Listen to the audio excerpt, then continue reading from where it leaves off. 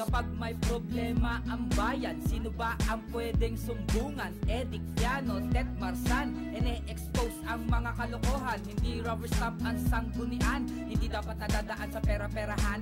Ang mga konsehal ay may paninindigan, hindi sunod-sunuran. Sa mayor lang. Trabaho ng City Council ay pag-aralan, busisiin labanan ng kalokohan ng mga opisyal na nagmamalabis sa bayan ng Olongapo na ngayon naginagpis. Hawak natin ang pag-asa, makakatuwang natin sila. Sino yan? Hawak natin ang pag-asa, makakatuwang natin sila. Dito sa Sangguniang Monitor, huwag kang matamasa. Sangguniang Monitor, Olongapeño tuwang pag-asa. Sangguniang Monitor,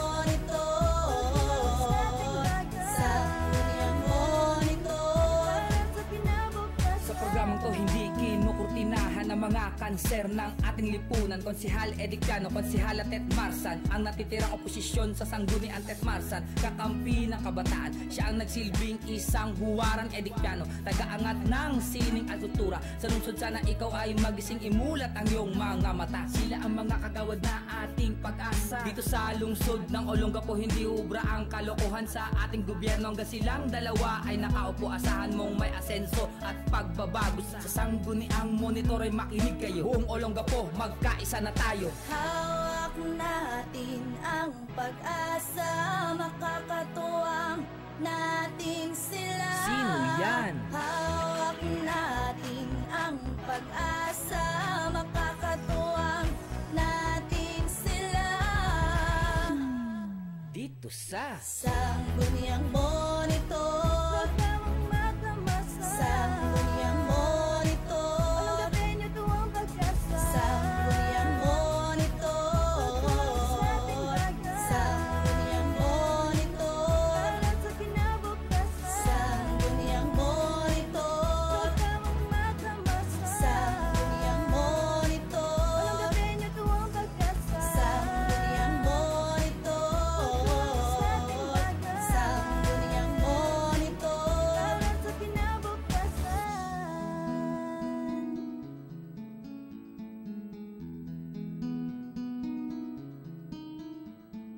Friendship Edic Piano, Friendship Tet Marsan. Kaibigan ng bayan. Friendship Edic Piano, Friendship Tet Marsan. Kaibigan ng bayan. Dito sa Sangguniang Monitor, huwag kang matamasa. Sangguniang Monitor, Olongapeño tuwang pag-asa. Sangguniang Monitor, Sangguniang Monitor, sa kinabukasan. Yes, magandang umaga po, Olongapo. Kumusta na po kayong lahat? Ito po ang Sangguniang Monitor sa araw ng Martes, July 5, 2016. Ito po ang inyong kagawad, ang inyong Friendship Edic Piano.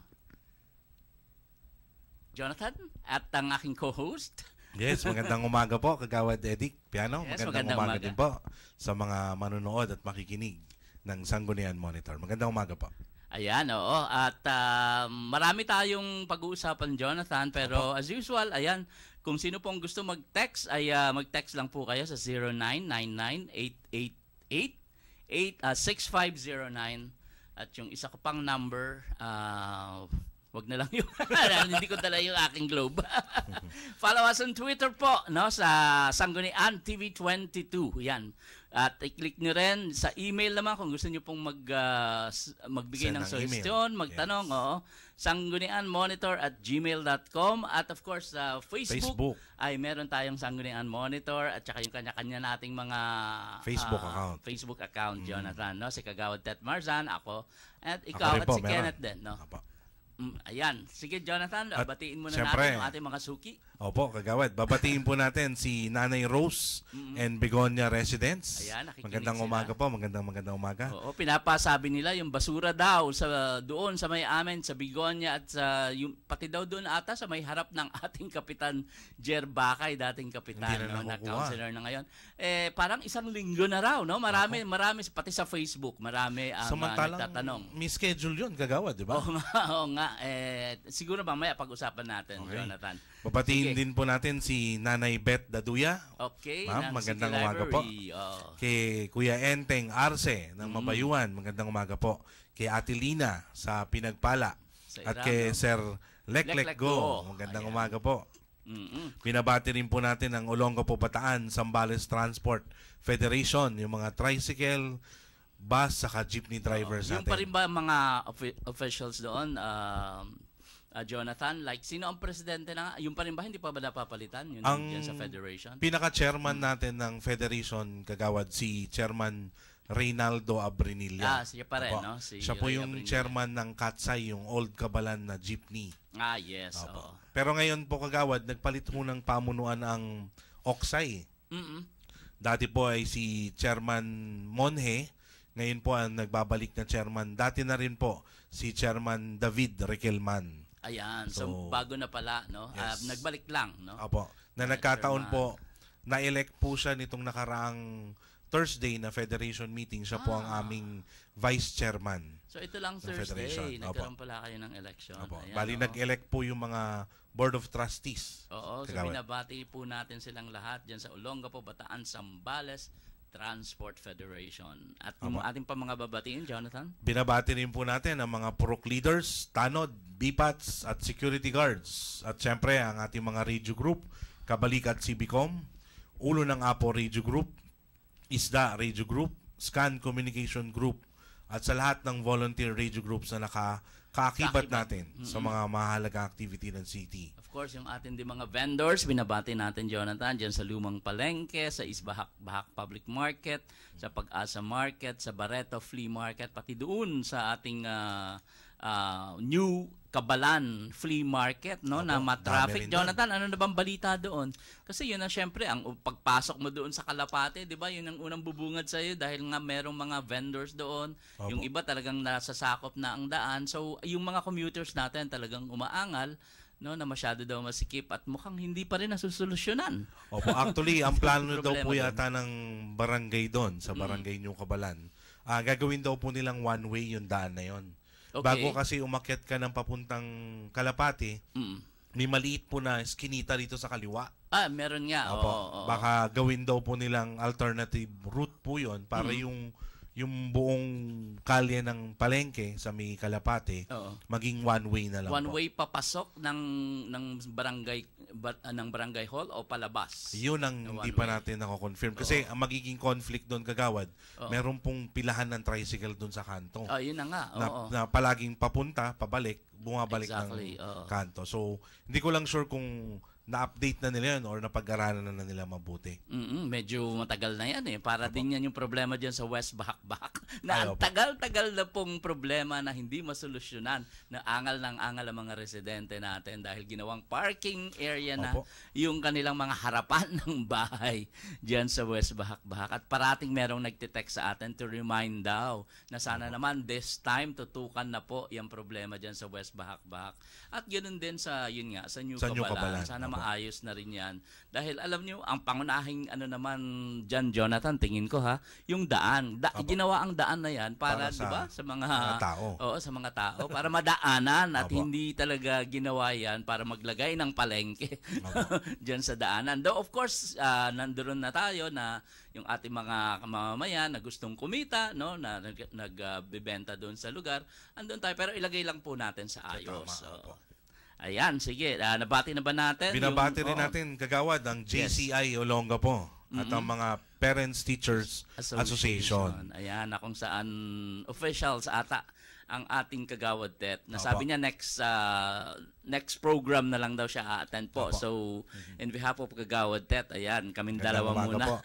Jonathan ang Kami muna nag-take sasalo. over. Oo, pati si Kenneth ay busy rin. I think nasa Manila siya ngayon. Opo. Dahil merong importanteng ginagawa. Kagawad, binabati rin natin ang mga taga-Capstone, iFocus, Shining Star, Hypnotic Massage, Absolute Services, Service Incorporated, at syempre ang JM Production. Yan, ang JM nila Janet at ni Mark at ng aking dalawang makulit na pamangkin, si JM at saka si Joy.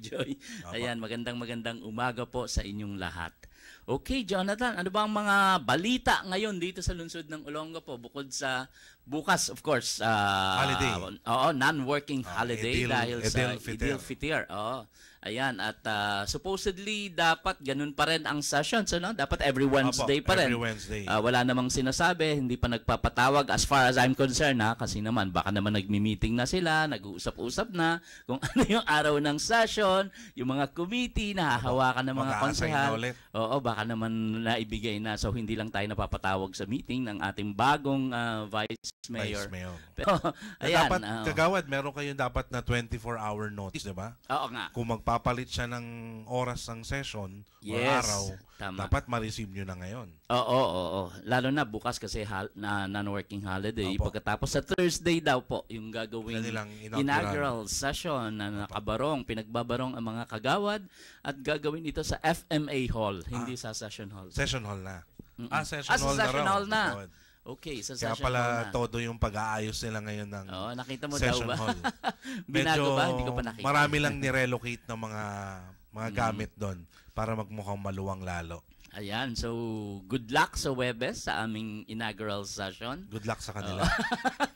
At uupo na si Councilor Eddie, di ba? Umanda sila. Pero although Hindi, no? malamang walang agenda for that day. Oo. Talagang inauguration lang. Scripted ba yun? Well, pag kami sa binabasa. Pero sige, Malamang. tingnan natin. Inaugural eh. Pagkatapos, ang alam ko, may pupunta daw ata ang ating city mayor at yung iba pang mga bisita. At saka yung kagawad, yung hinihintay nilang privilege speech nyo. I-deliver nyo na ba sa Thursday? Hindi, pinag-iisipan ko pa. Baka kasi dapat yung privilege speech na yun, talaga doon Doon sa nakalaan. last day. Doon sa last day. Opo. Oo. Pati po si Vice Mayor Rodel Cerezo, na-request din po na doon mag-deliver. Ganun ba? Yes, same as with Council Dabu. Yes. So tatlo po kayo if ever na magdi-deliver ng privilege speech. Ganun ba? Merong Yes. request doon sa last session Opo. na yung supposedly privileged speech Yes. ay gagawin na lang dito sa inaugural Opo, kasi session. nagkataon Wow. kagawa 'di ba na nung nakaraang last session nyo, may importante pong lakad si Councilor Tet Marsan na siya dapat magdi-deliver ng privilege speech nyo. Oo nga. Ngayon, nag-request si Vice Mayor Rodel na, sige Councilor Dabu, mauna ka na. Ngayon mo na i-deliver. Oo. Then, ni-request po yata ng majority na sa inaugural na lang para special guest. At the same time, si Vice Mayor Den Rodel Cerezo, i-award din po kasi sa kanya yung commendation. So doon na rin daw ito niya ng i-deliver. bagong sanggunian. Opo, nitong bagong sanggunian. Doon na lang magpapasalamat. Magpe-privilege speech na rin siya doon. So, Okay. bato-bato sa langit na. Good luck po. Good Anyway, luck. tignan natin yung Opo. At yun pa, yung mga balita, kanina daw may nag-ulat lang sa akin, Jonathan, na napakinggan nila si Mayor Roland Paulino doon sa bago niyang programa sa kabilang stasyon, no, ng Mayor's Corner ata, yung kanyang bagong programa doon. Na sinasabi niya, may nasabi daw siya doon na ito daw, kaya daw natenga yung pagpapagawa nila, pagpapasemento nila ng daan doon sa Long Road ay dahil daw hinarang ng kabilang kampo. Ganun yung mukhang sinasabi, hinarang ng kabilang kampo. Sino pa ba yung ibang kampo? Ayun na nga. Oo. So, Kaya yan nga, po yung Long Road sa May Gordon Heights. sa Gordon Kagawad. Heights. Okay. Oo. Na ang naalala ko mga around February of this year, nasimulan ng bakbakin yan. Yes. Actually, magkabilang dulo yan kagawad eh. Mm. Doon sa kabilang dulo, then dito sa Block 1, sabay yun pag sasalubungin. Nako, Nagagawin. sabay pala yan. Oo. Opo, so binakbak na nila from first, yung unang block, Mm-mm. hanggang ano yata, hanggang fourth ba? Or Oo. third block. Then doon din po sa kabilang dulo, sinira May na nabakbak rin nila. Okay. May mga natapos na pong ilang piraso ng kalye, nga lang one way lang, yung other side lang, hindi both sides. Ang nangyari po, pinatigil. At sinasabi tayo daw, agawad, nagpatigil. Ayun, sabi tayo daw ang nagpatigil. Pero actually po, di ba, ang katotohanan nun, ginawa na o kinoconstruct na yung road Opo. na wala pang bidding. Opo. Nagsimula na silang magsimento, magsira ng daan. Oo. At Pero hindi pa tapos yung bidding. Exactly. Wala pang ina-award. Oo. Kaya naman wag naman pong isisi sa amin na kami daw po yung nagpapatigil. Opo. Syempre lahat naman tayo gusto magawa na talaga yung daan na yan. Pero dapat dumaan sa tamang proseso. At hindi kasi noon mag-e-election Jonathan no? Sinabay So yun. parang sinabay at minadali at hindi dumaan sa tamang proseso. Kaya mismo na ata ang COA ang Ang nagpatigil. nagsita po sa kanila. O ang sinasabi natin, ang observation din natin yung contractor mismo doon. Kasi Opo. nga dahil hindi dumaan sa tamang proseso, baka hindi mabayaran, Opo. sila na rin yung Nag-pull out nagkusang. na. Oo, nag-pull out. Opo. Doon sa Na nung kanilang trabaho. campaign period, Councilor Eddie, kayo mismo ni Councilor Gina, dalawa ang sinisisi. Dahil si Councilor Gina, taga Gordon Heights. Oo, may black Si Councilor propaganda taga- na gano'n. Oo, pati si Talagang Mayor Bong. Oo, Direkta kayong sinisiraan na Oo. pinapakalat doon. na kami daw yung dahilan. No? Opo. Pinapahinto daw namin yung Opo. paggawa ng daan. Well, of course, malayo po yun. Kaya ang dami nagalit. Ayan, nagalit. Yun na nga. Ang mga taong bayan po, dapat hindi po basta-basta naniniwala. Opo. No, lalo na noon, panahon ng election. So, yung mga black propaganda naglabasan. Akala ko nga matatapos na yan. Pagkatapos, Hindi pa rin dinidiscuss pala. na naman ulit. Oo. Nanalo naman na. Nanalo naman Diba? na sa kung anong dahilan. Actually, may nagtanong ang barangay kagawad sa akin last Oo. time. Wag na lang natin pangalanan. Oo. Na tinanong po yan, ano ba talagang storya dyan? Mm-mm. Tungkol dyan sa long road na yan. Kasi kahit siya mismo kagawad, tinatanong siya ng mga residente, nabutante niya rin mismo sa Gordon Heights. Ano ba talagang nangyari dyan? Sino ba talaga nagpatigil? So, ang ginawa ko na lang kagawad, nag-print ako nung copy nung print out dun sa website ng PhilJeps. Yes, oo. So, yun na lahat. Doon na mag-explain yun. Ganto ang labas nung date ng construction, ng bidding. Mm-mm. Ito yung last day ng bidding, ng pagpapasa mo ng bid. Mm-mm. Tapos wala pang na-award, syempre, natural. Oo. Pero, So, ina-announce pa lang yung date opo, ng ina-announce bidding. pa lang. Pero ang nangyari, Gumagawa na sila. ginagawa na. Oo, Although, Oo. wala naman tayong against doon, kagawad. Kasi nga, matagal na pong kalbaryo ng Gordon Heights yan, yung long road na yan. Wala namang problema doon. Itama lang nila yung proseso sa tamang way kung paano Correct. talaga siya dumadaan. Ang problema kasi, ang usap-usapan, merong napapaboran ng mga contractor dyan, Opo. Jonathan. Kaya At, wala nang bidding. Diyan kumikita. Diyan malaking lumalabas ang mga kaperahan. Opo. But anyway, yung isa pa, no, yung again, yung pagtitwist na naman, actually, yung mga kasama nila sa Facebook, yung nagsasabi, no, na may sinabi daw ang ating mayor na sinabi niya dun sa mga tiga-ESMO na sorry, hindi ko pwedeng maitaas ang inyong mga sweldo kasi merong ano tawag doon, suspend sa akin. Ayun. Actually, ang tinutukoy nga ay si Senator Dick Gordon. Pinapasuspend kasi ako ni Senator Dick o ni Dick Gordon. Kaya, hindi ko alam kung bakit anong kinalaman dito ng pagtaas ng sweldo. Oo nga. Samantalang Mga nasa tiga-ESMO. annual investment plan yon. Kung talagang Oo. nakaplano na yon, At may budget na opo, inilaan para doon. i-execute na lang. Oo, correct. No? Pero- And speaking of ESMO, kanina sinabi natin, Jonathan, sa inyo ba, sa lugar nyo, regular ang paghahakot ng basura? Sa amin, sa Isbahak-Bahak, hindi din eh. May mga araw na expected mo maagang-maaga ka ba or magdadala ka na ng basura doon. Minsan, tanghali, magto-12 na, hindi pa rin pinipick up. Ngayon, ang nangyayari, siyempre, dyan yung mga aso, kinakalat tuloy. Nakakalkal, oo. Opo, kinakalkal. Kahit nga po yung kagawad, yung mga trash bin, nawawala na eh. Nako, Yung yun yung problema. Yung iba, nasa loob daw ng bahay. Yun ang Tinatago. nababasa ko sa Facebook na nagrereklamo yung ating mga mamamayan kasi yung iba nating mga mamamayan ay mismong sa compound, sa loob ng Opo. compound nila inilalagay Opo. yung mga trash bins Hindi na yan. naman yan kagawad 1:1 eh. Oo. So, kalimitan, 1 bin equals kalimitan mga 3 household. Oo nga eh. Pero alam mo Jonathan, nung panahon ni Mayor Bong, talagang pinipilit natin na magkaroon ng maraming trash bins, Opo. no? Na mabigyan ang parang plano namin noon, parang yung isang compound, isang trash bin. Opo. No? Yung Actually, malaki. marami nang nailabas. O kaya lang, yung nangyaring malaking baha noon, Ay, ang isa dami yun. ring nasira, ano? Jonathan, Maraming ng mga nasira, trash bins. maraming inanod, hindi na natin alam kung nasaan na. Kaya nga, naalala ko rin po nung time nga po ni Mayor Bong Gordon, Yan po mga basura na yan, kahit sabihin mong napakadumi at napakabaho niyan, talagang inaalagaan ng syudad yan. Pag nakita ho ni Mayor Bong yan na madaanan niya, kunyari on the way to office, madaanan niya na merong basag, sira, take note agad. Dapat pag uwi ko mamayang gabi, ayos na yan. Naayos na. Kasi binili yan ng city. Ang mahal ng pagkabili, Opo. pati. Tapos sinasabi ng kabilang kampo last time hindi daw magandang klaseng trash bin daw yung binili natin. Hindi, yung nakikita ko yung mga binili natin, ang kakapal na Opo, tsaka, matitibay yun. Oo, matitibay. Saka Kaya imported yun, hindi naman taga dito galing yun. Oo. So, ganito na lang po, yung mga may problema sa basura na sinasabi, wala silang mapagtapunan dahil ipinasok yung mga trash bins doon sa kanilang sa bahay ng mga kapitbahay nila. Siguro, parang ibalik natin yung araw, Jonathan, di ba, na nilalagay natin sa isang malaking plastic bag na itim o kuminsan may kulay pa, no?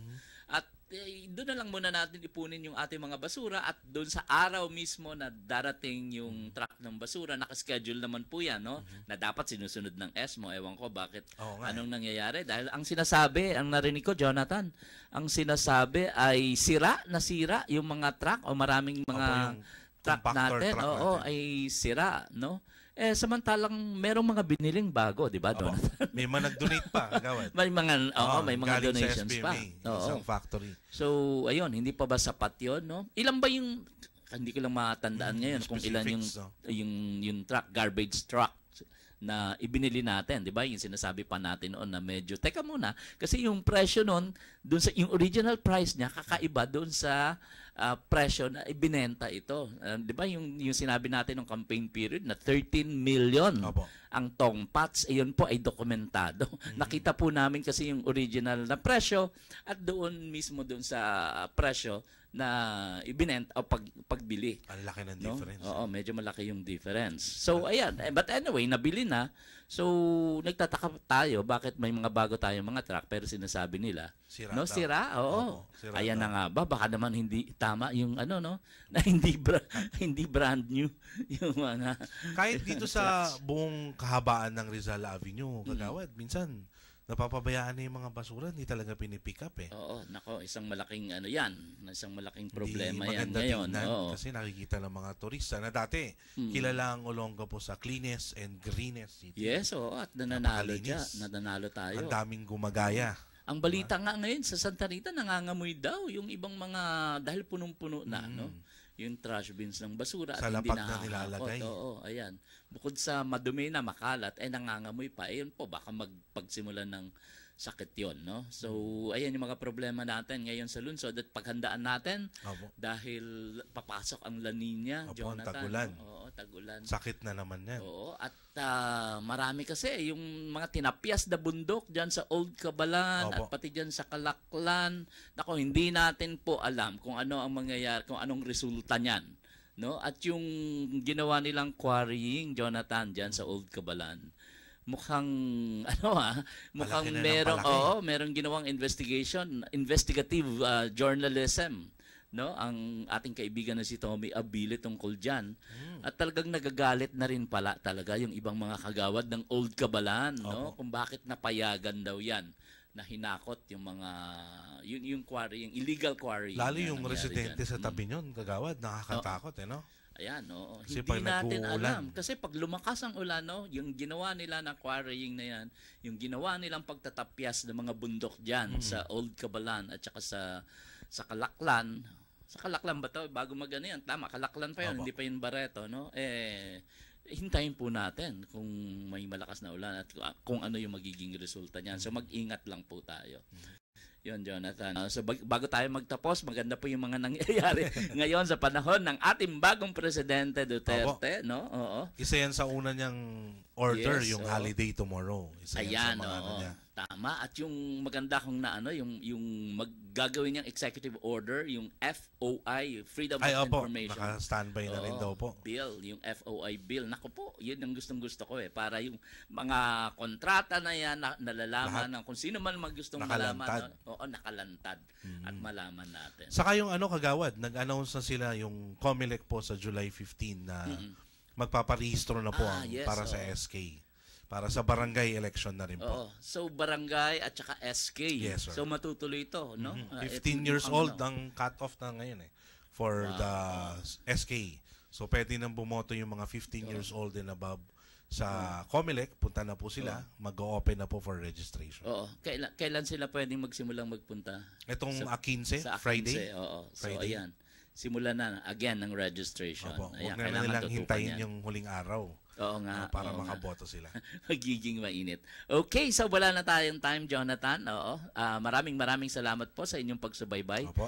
sa Sanggunian Monitor. Babalik po kami sa Friday. Hopefully makasama na po natin ang ating kagawad Tet Marzan at ang ating co-host na si Kenneth Salvatus, no? At tuloy-tuloy pa rin po ang Sanggunian Monitor sa paglalahad sa inyo ng mga balita, no? Expose na mga impormasyon na dapat nalalaman ng taong bayan para na-update po kayo at nalalaman niyo po kung ano yung mga nangyayari sa inyong mga paligid. Ayan. So maraming salamat po.